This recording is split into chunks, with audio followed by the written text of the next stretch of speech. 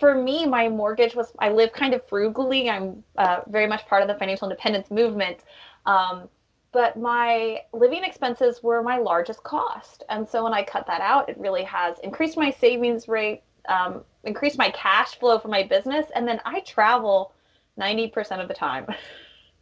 Welcome to the House Hacking Success Podcast, where you'll learn the path to free rent and financial freedom through real estate.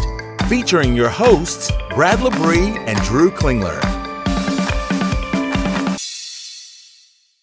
Hey everyone, real quick before we start the show, Brad wrote an amazing ebook that will teach you everything you need to know about house hacking and living rent-free. To get a free copy, text Househack, all one word, to 22828. That's Househack, all one word, to 22828 to get your free copy. Welcome to the House Hacking Success Podcast. Today we have Kelly here. We're thrilled you're here. We're going to learn a bit about house hacking, travel hacking, and a lot of other different things that you're into. We're super thrilled you're on the show today. Oh, awesome. Thank you so much for inviting me. So tell us a little about your background and kind of what led you to house hacking. Okay, what led me to house hacking? I actually kind of stumbled upon it accidentally. About a year ago, last November and December, I was planning to spend a few weeks in Belize and then the holidays, and I realized, oh, I'd be out of my house that I pay my mortgage on. It's my primary residence for 6 weeks. So at that time, I decided to list my house on Airbnb. Yeah, so I quickly, I listed it, got fully booked, it paid for the entire trip, and I kind of realized, oh, I'm on to something. And then gradually transitioned from listing my house when I was gone to renting out my master suite and living in my second bedroom, to now I just actually created a mini apartment in my basement to live in while I'm there, and rent out the other 2 rooms. So yeah. That's awesome. So how do you structure your leases? Do you have separate leases for both people in 2 rooms, or? So I currently do everything through Airbnb. The Awesome. Majority of my tenants are there professionally traveling for extended periods. All right, so Kelly, I'm really interested in Airbnb, and I'm wondering how you manage your Airbnb properties while you're off traveling. Yeah, I've been experimenting with it more and more. I am fortunate to already have a business with a team and a business set up where I know how to work with subcontractors. So I actually currently have it set up where someone who also serves as an administrative assistant in my business is doing Airbnb co-hosting with me while I'm gone. It can be a little chaotic because they're 2 separate guests, right? So there's a lot of transition. But so far, I've been able to, even after those expenses, make a decent income. Awesome. So what does co-hosting mean? Is she the one that presents the property while you're gone and meets with the guests and helps accommodate them? Right. So, yes, when there are issues, I still do the majority of communication. One thing I've seen with Airbnb is that the relationship with the host, and the feeling that people feel like they're connected to the host is very important. So I am still the face of my Airbnb. But Lauren, my assistant, is continually going over, making sure everything's okay, taking out the trash, checking in. It's a little bit different with renting a whole unit, which I used to do both, versus renting 2 rooms. What the guest expectations are, what your interactions are with them. So, yeah. And you have found you prefer renting by the bedroom. Is that correct? Oh, definitely. Well, for me too, I can come and go and, design my life as I please. I don't have to plan that far ahead about whether or not I'm gone. And I'm in a market where it is a lot of people that are coming for work, that are there. I mean, it is like having a temporary roommate. I just had a guest who was here for 6 weeks. And yeah, so a lot of mine are longer term guests. So it's like you have a little temporary roommate. And he also is an Airbnb host with his family back home. And I got to learn about his work, and yeah, it's been wonderful actually then it fills my travel vibe too when I'm stuck in the Midwest. Perfect. What advice would you give? What advice would you give to anyone who wants to get started in Airbnb? My biggest advice, because I work with people to help them get set up now, and people just want to wait till their place is perfect before they do anything. I'm like, you can list it and change it and improve it and do that renovation you've always wanted to do to that bathroom as you go, and now you'll have cash flow to do it. But my biggest advice is be in communication with your guests, be proactive and courteous in your communication, and just do it.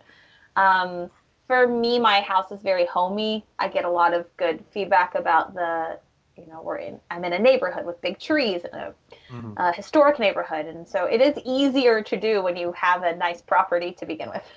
So are there things that you have changed, I'm sure, along the way? And what are those? Yeah, I'm currently working on getting, I'm currently working on getting like locks that can be done for each room and not just for the house as a whole. I see it both ways in the Midwest for room rental, but I think for me that'd be better. Other than that, I did start where I would do 1 and 2 day guests, and that became very chaotic. And at the end of the day, when you're renting out a room for anywhere from $30 to $45 a night, it's just not worth it to even set up a room again for 1 or 2 nights. So what's your average stay then? My average stay, I haven't done the math on that, but I am consistently getting Monday through Friday guests at the minimum. Okay. And a lot of my guests are 3 to 6 weeks. Perfect. Awesome. And so how has your house hacking kind of developed since you first started? Oh, it's been so awesome.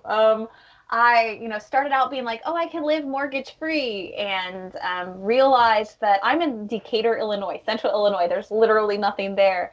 But there's also not a lot of short-term rental or Airbnb opportunities for people. So I think my occupancy rate right now through Airbnb is about 90%. And I am cash flowing all of my living expenses and netting dependent on the month and how much I'm around, like anywhere between $300 and $600 a month after all living expenses. That's That's amazing. awesome.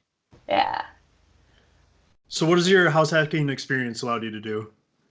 Oh, what has it allowed me to do? My business, so it's kind of interesting, and I know I'm going to talk to you a little bit more about travel hacking later, but for me, my mortgage I live kind of frugally. I'm very much part of the financial independence movement. But my living expenses were my largest cost. And so when I cut that out, it really has increased my savings rate, increased my cash flow for my business. And then I travel 90% of the time. That's awesome. That's awesome. So you mentioned your business. What is it that you do and kind of your background before house hacking?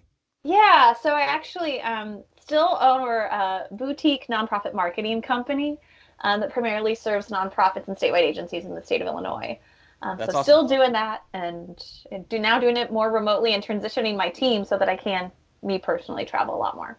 That's awesome. And you travel a lot for work. So travel hacking obviously is a little bit natural to you. Tell us about that. I'm sure work got you into it, but it's progressed past that, correct? Yeah, actually, I think house hacking got me really interested in the financial independence and FIRE movement. And then I never had a credit card in my life other than like $1,000 limit credit card. Yeah. I'm 33 years old, and I, listened to a couple of podcasts, learned about this travel hacking thing, and now I pretty aggressively credit card churn. So meet the minimum spend to get the sign-on bonus. I go through anywhere from 2 to 4 cards a month where I put all my business expenses on it and then get the sign-on bonuses. Awesome. Yeah. So what tips would you give to new wannabe travel hackers? Kind of just starting. Yeah. So as I mentioned, I did mention credit cards. So my first thing is, and I wrote a blog post about this, like make sure you're positioned to be able to do it. If you already have debt, if you're not good at managing your finances, if you don't have good attention to detail, maybe travel hacking is not for you because you are putting expenses on credit cards.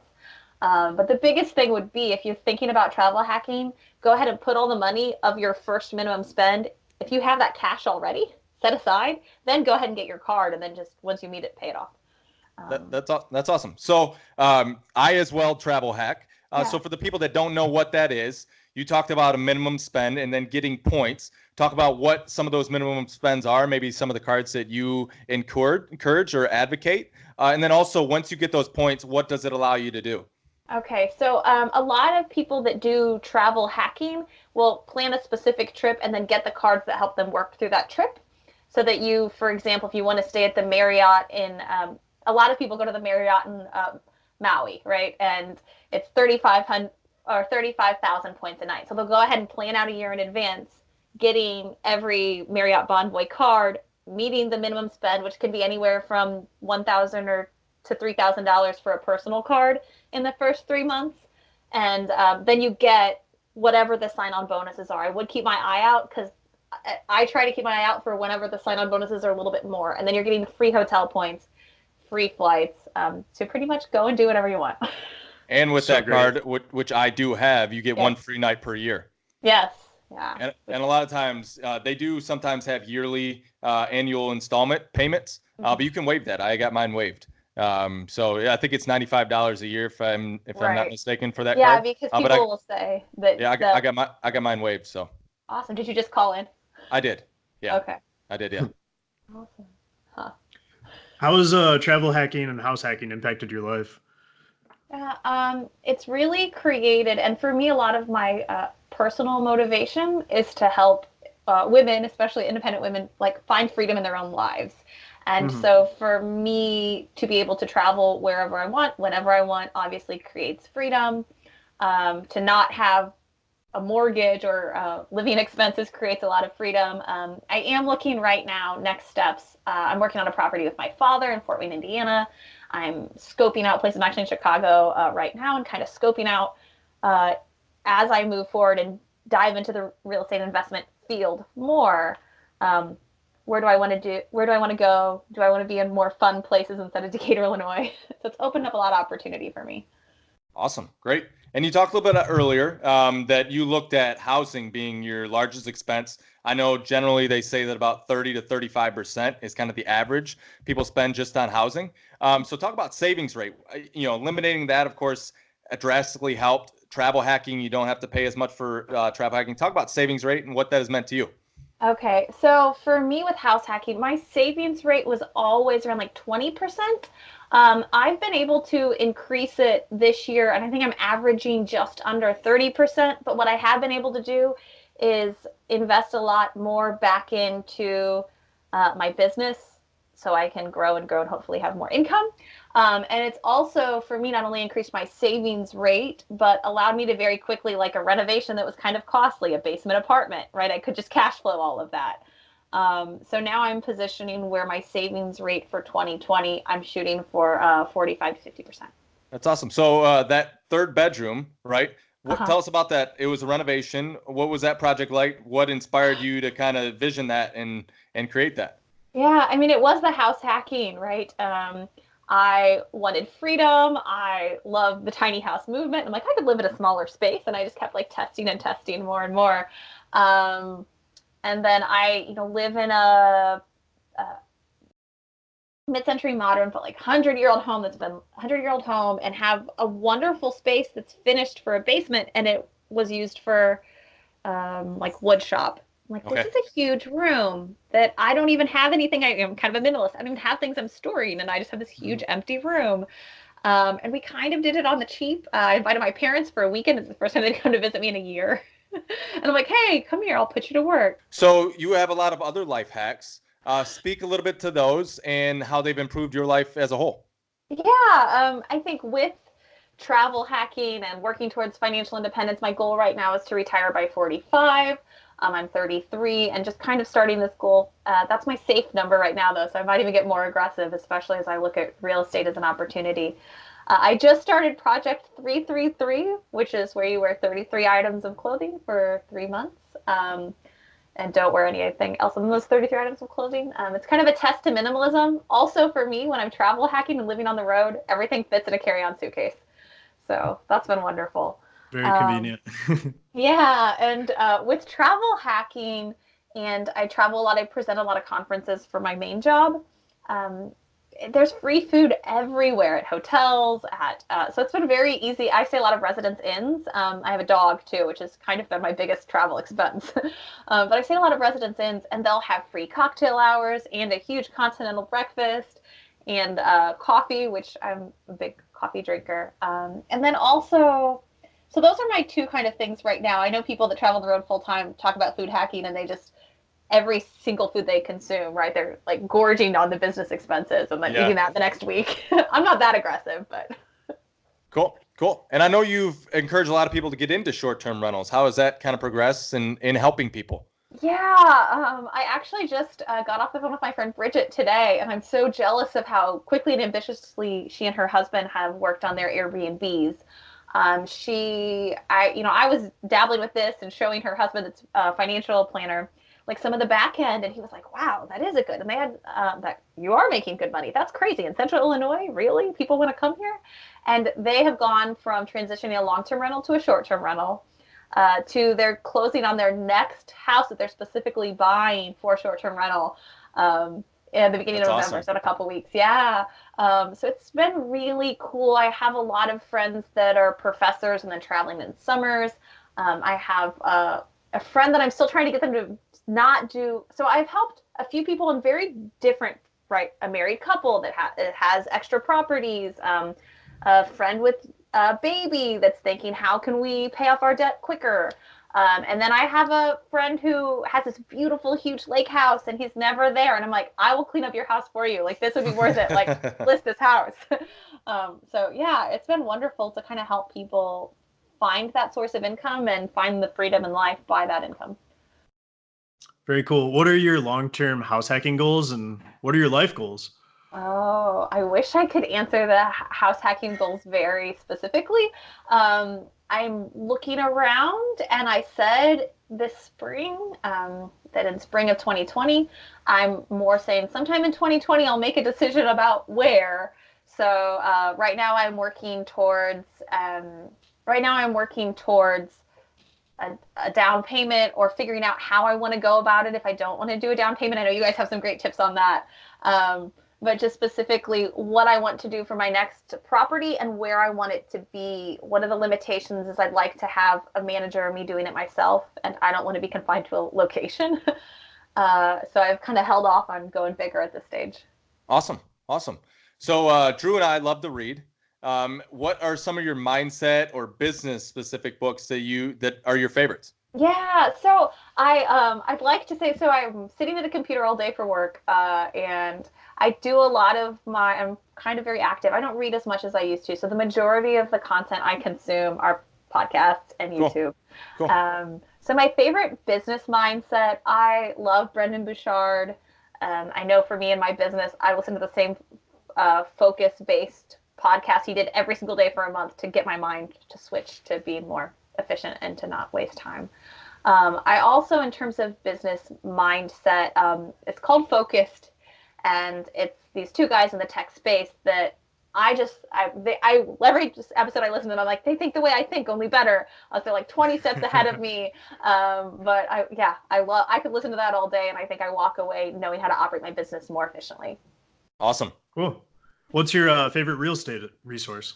Yeah, again, YouTube. I come. So Choose FI has a good introduction to different people in the real estate investment and house hacking. And they're good like intro. So if you're thinking about it, they have a couple episodes specific to real estate that are great. About that, Coach Carson, Bigger Pockets. I'm a big Grant Stephan fan. Like, I love him. Yeah, I could listen to him ramble on and on about real estate all day. Yeah, I love Chad Carson. You said Coach Carson. Yeah, I'm in his mentor group, and I communicate with him often, and he's definitely one of my heroes in that space as well. Okay, cool. Yeah. Yep. So you have an awesome Instagram handle, and you have a lot of great content on there for travel hacking, life hacking, house hacking. Where can people find out more about you and maybe contact you, communicate with you if they're also interested? Yeah, I am on Pinterest as F the Joneses, and also on Instagram as F the Joneses, and then you can visit my website at fthejoneses.com. Perfect. Well, we really appreciate you coming on today. I thought I learned a lot. I know our listeners will learn a lot as well, and it's super cool to hear your story. Oh, thank you. Thank you very much for having me, guys. Thanks Absolutely. for coming on. And I just want to add for our listeners, that's F the Joneses, EFF. Yes. Thank you. And we'll put a link. We'll put a link in the notes. We'll put a link below. and everything. Okay. Thank you. All right. Care. Thanks again. Bye. Yep, bye-bye. Thanks for tuning in. Don't forget to rate and subscribe. New episodes released every Wednesday and Friday.